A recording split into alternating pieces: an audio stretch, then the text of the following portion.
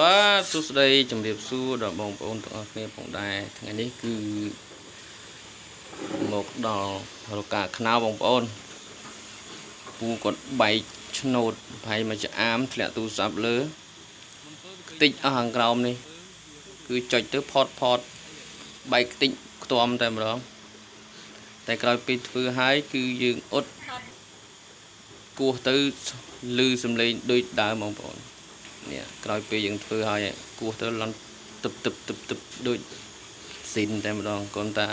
វាខ្ទេចវាមិនអាចលុបបាត់ស្នាមបានទេបងប្អូនហ្នឹងហើយបាយឆ្នោតនេះគឺយើងបាន